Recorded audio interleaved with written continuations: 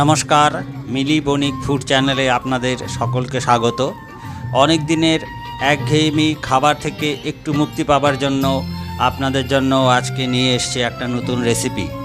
আলাদা আলাদা করে পরোটা বা রুটি বা তার সঙ্গে চিকেন কিংবা খাবার চেয়ে একসঙ্গে যদি এটাকে করা যায় তাহলে তার ব্যাপারটা আর খাওয়ার স্বাদটা একটু আলাদা হয়ে যায়। আমি প্রথমে চিকেন বড় করে নিয়ে এসেছিলাম, বাড়িতে কিমা করছি। আপনারা দোকান থেকে কিমা করে নিয়ে আসতে পারেন।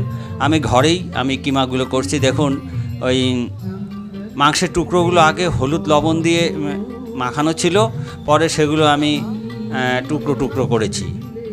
মোটামুটি ধরুন এখানে এই 300 থেকে 350 গ্রামের মতো কিমা আছে। একটা প্লেটে প্রথমে কিমাগুলো কুচু কুচু করে কেটে নিলাম।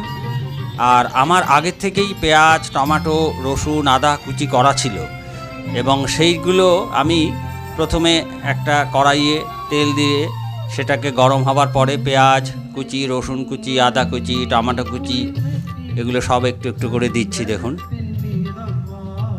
লঙ্কা, সবুজ লঙ্কার গুঁড়ো দিচ্ছি। এরপরে দেখুন আস্তে আস্তে এবারে কিমাগুলো দিয়ে দিয়েছি এবং কিমা দেবার পরে হলুদ গুঁড়ো, লবণ দিয়ে আর এর সঙ্গে আমি একটু জিরের গুঁড়ো আর ধনিয়ার গুঁড়ো আগেই আমার পেস্ট করা ছিল সেটাও এর মধ্যে আমি মিক্স করে দিয়েছি। মশলাগুলো তেলের মধ্যে আর ওই কিমাগুলো একটু একটু করে দিয়ে বেশ ভালো করে কষিয়ে নিচ্ছি। কিমাগুলো থেকে একটু একটু করে জল ছাড়বে এবং জল ছাড়লে সেগুলো আস্তে আস্তে কড়াইয়ে নাড়িয়ে আপনারা শুকনো করে নেবেন। কিমাগুলো আস্তে আস্তে জল ছাড়িয়ে আসছে, পরে আমি একটু লেবুর রস এর মধ্যে চিপে দিলাম। লেবুর রসটা বেশ ভালোভাবে ঘুরিয়ে দিচ্ছি। লেবুতে জানেন যে ভিটামিন সি আছে। এরপরে আমি ওপরে কভার করে দিলাম, ঢাকনা দিয়ে দিলাম।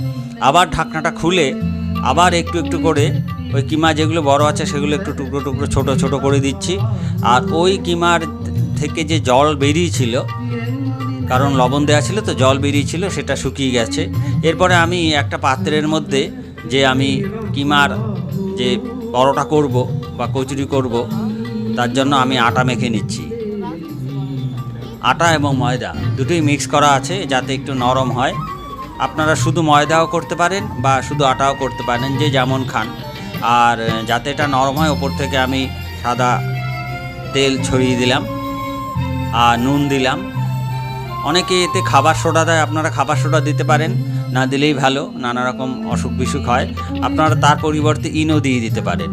এবং জল গরম করা ছিল, গরম জল দিয়ে আস্তে আস্তে মেখে নিচ্ছি, একটু একটু করে মাখছি যাতে এই মন্ডটা আমি যে করব এটা যাতে বেশ নরম হয়। এই ডোটা দেখুন আটা মাখা হয়ে গেছে, ওপরে একটু তেল দিয়ে ওটাকে রেখে দিলাম।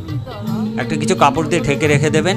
এরপরে আস্তে আস্তে একটু বড় করে, যেমন করে পরোটা করে সেরকম করে একটু বড় করে বেলে নিলাম। বেলে নিয়ে সেই যে কিমাটা করা ছিল সেই কিমাটা আমি ওর মধ্যে দিয়ে এটাকে প্রথমে 1 ফোল্ড, তারপর 2 ফোল্ড, তারপর 3 ফোল্ড এবং তারপর 4 ফোল্ড এটা করে দিলাম। এটাকে খুব সাবধানে আস্তে আস্তে ওপর দিয়ে বেলতে হবে। একটু জোরে চাপলে যে কিমাগুলো করা ছিল সেগুলো বেরিয়ে যেতে পারে। যদি একটু একটু বের হয় তাহলে আপনারা কী করবেন, ওপরে একটু করে ওই আটার গুঁড়ো বা ময়দার গুঁড়ো দিয়ে আস্তে আস্তে বেলতে থাকবেন। আর এটা যাতে চৌকো হয়, আমি প্রথমে চৌকো করেছি, আপনারা গোলও করতে পারেন। আমি চৌকো গোল দুটোই আমি করেছি, দুটোই আপনাদের করে দেখাবো। এবং এবার কড়াইয়ে তেল বা ঘি দিয়ে দিলাম। ঘি দিয়েছি আমি, আপনারা তেলও দিতে পারেন। ঘি প্রথমে দিয়ে তার উপরে আমি যেটা বেলেছিলাম কিমা দিয়ে সেটাকে ওপরে ছড়িয়ে দিয়ে তার উপরে আবার অয়েল ব্রাশ করছি। দেখুন অয়েল ব্রাশ করছি। অয়েল ব্রাশ করলে কি হয়, তেলটা কম লাগে বা ঘিটা কম লাগে। যে যেমনভাবে পছন্দ করেন সেইভাবে করবেন। আমি এখানে ঘি দিয়েই করেছি। এক পিঠ হয়ে গেলে তার অপর পিঠ আবার আপনারা আস্তে আস্তে উল্টে নেবেন। একটু হালকা করে প্রেস করবেন, একটু প্রেসার করবেন যাতে ভেতরে যে আমি এই পরোটাটা তৈরি করছি, চিকেন কিমার পরোটা, সেটা যাতে কাঁচা না থাকে ভেতরে আটাটা। দেখছেন এটা হয়ে গেল। এবার আমি আপনাদের আবার আরেকটা তৈরি করে দেখাচ্ছি। প্রথমে গোল করে বেলে নিয়েছিলাম, তার মধ্যে কিমা ঢুকিয়ে দিচ্ছি। এবারে আমি এটাকে গোল করে দিচ্ছি। একটু আটার গুঁড়ো নিয়ে নেবেন, আটার গুঁড়ো নিলে কি হবে, ওটা সহজে ভেঙে যাবে না। খুব আস্তে করে আমি বেলে নিচ্ছি। দেখুন গোল হয়েছে, খুব সুন্দর গোল হচ্ছে। আপনারা এরভাবে গোল করে নেবেন। আর একটু একটু বেরিয়ে যদি যায়, ওপরে একটু ওই যে আটার গুঁড়ো দিয়ে দিচ্ছে, দেখতেই পাচ্ছেন। গোল করে বেলে দিচ্ছি। খুব টেস্টি, খুব সুস্বাদু খাবার। আপনারা ছোট বড় সবাইকেই এই খাবার দিতে পারেন। ব্রেকফাস্টের জন্য তো খুবই ভালো, আপনারা ডিনারও করতে পারেন। এই গোল করে দিয়েছি। আর আমি এবারে ঘি দিয়ে প্রথমে একটুখানি ভেজে নিয়েছিলাম, পরে ওপরে আমি আবার ঘি দিয়ে ওপরে অয়েল ব্রাশ করছি, মানে এখানে আমি ঘি ব্রাশ করছি। প্রথম পিঠ হয়ে গেলে তার উল্টো পিঠ আবার করে নেবেন। উল্টো পিঠে অল্প করে ঘি দিয়ে আবার ব্রাশ করা শুরু করবেন। এইভাবে ব্রাশ করতে করতে পুরো জায়গাটা যখন ওটাকে ভালোভাবে মিশে যাবে। প্রথম পিঠ উল্টে হয়ে গেল, দ্বিতীয় পিঠ আপনারা উল্টে দেবেন। বেশ তৈরি হয়ে গেছে, দেখুন খুব সুন্দর হয়েছে। স্যালাড দিয়ে পরিবেশন করবেন, সবাইকে খাওয়াবেন, সুস্থ থাকবেন। এটা সবাই ভালোবাসে। আপনারা বাড়িতে করবেন।